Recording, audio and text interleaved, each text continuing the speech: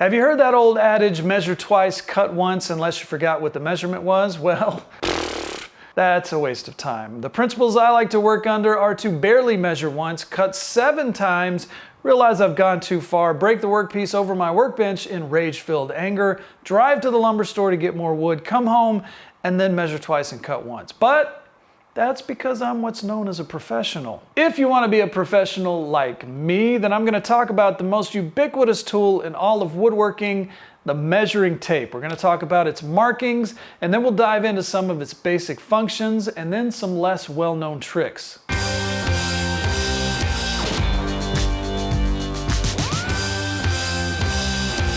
If you know of any tricks that I don't mention in this video, go ahead and drop those down in the comments and check the description for a link to my free downloadable woodworking plans. The guts of a measuring tape consist of the blade wound up around a spring. The blade can be made of steel and then coated in lacquer or nylon. It can be made of stainless steel, or it can be made of fiberglass. Then there's the mechanism that holds it in place by putting pressure down on the tape. Measuring tapes come in all different sizes. I recommend using a shorter 9-foot tape for woodworking. You'll hardly ever need more than 9 feet for most woodworking projects, and the smaller form factor is nicer to work with.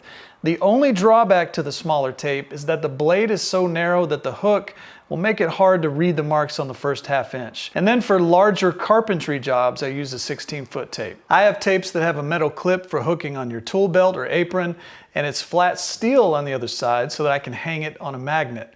Some tapes have magnets on the end of the hook to help keep it in place, and you can pick up stuff you've dropped. The hook functions as a stop to keep the tape from rolling up inside the body. It also acts as a stop on the edge of whatever you're measuring and lets you extend the tape.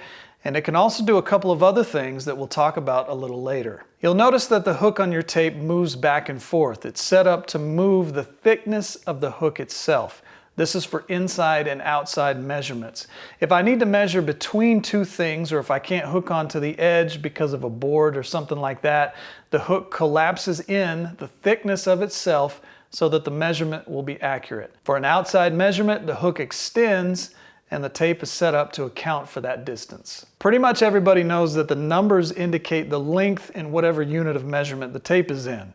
But sometimes a tape will have a double unit of measurement, like this one that has imperial on top and metric on bottom. If it doesn't have 2 units of measurement and the hashes are in the same increment on the top and the bottom, it may still have the smaller increments labeled on bottom to make it a little quicker and easier to read the hashes. Other tapes like this one could have hashes for every 1/8 inch on top and every 1/16 of an inch on bottom. The length of the tape could be printed towards the end of the blade right next to the hook, and I assume this is so that the user won't have to rely on the length being printed on a sticker on the case, which can easily get worn off over time. There will be some special marking every foot or decimeter depending on the unit of measurement, and that length will usually be red and or have an arrow to make it stand out. Beyond the first foot, some secondary markings may be added to help you quickly calculate the feet and inches. So 1 foot, 4 inches, for example. Every 16 inches will also stand out in some way to indicate the length between wall studs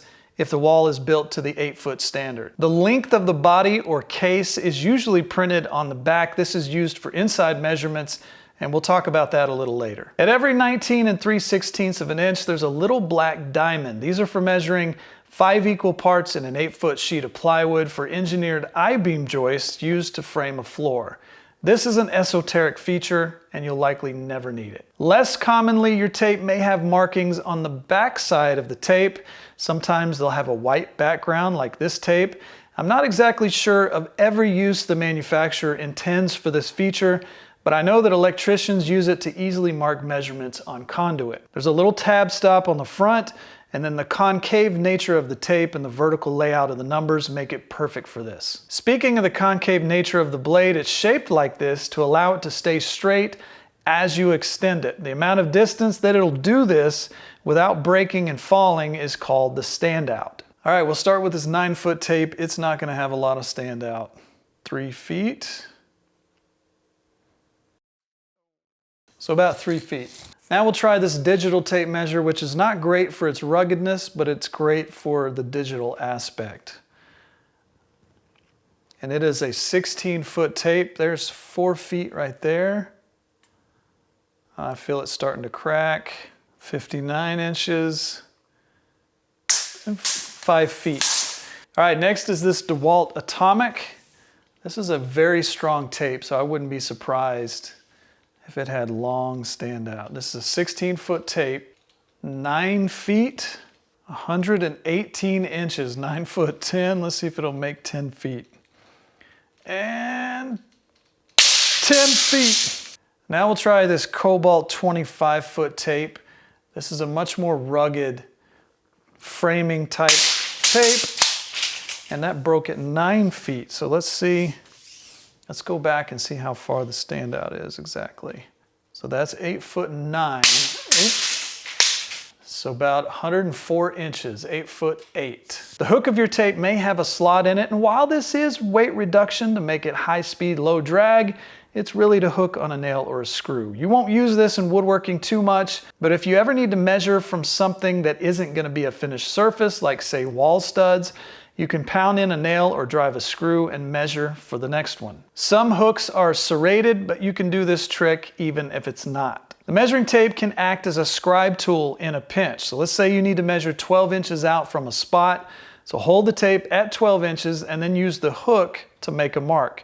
It works a little better if it's serrated like this one that's even serrated on the sides to make it easier, but a smooth hook will still make a scratch. Measuring between two surfaces can be a little bit tricky. We tend to bend the tape to try and estimate the distance, and while eyeballing and estimating measurements is a perfectly valid way to build accurate projects, let me show you 2 ways that are even better. The first method is to use the width of the case that's printed on the back. So push the hook up against one side and then extend the tape until the case is pushed up against the other end, and then add the case width to the measurement that shows on the tape. Then you add those two together, and that's the distance between those two surfaces. The second method involves measuring from one end to about 10 inches and then flipping the tape around and measuring from the other end to that 10-inch mark. Then you add those two together, and that's the distance between those two surfaces. To find the direct center of a board, especially when it's some weird fractional width, pivot the tape until a whole number is on the edge,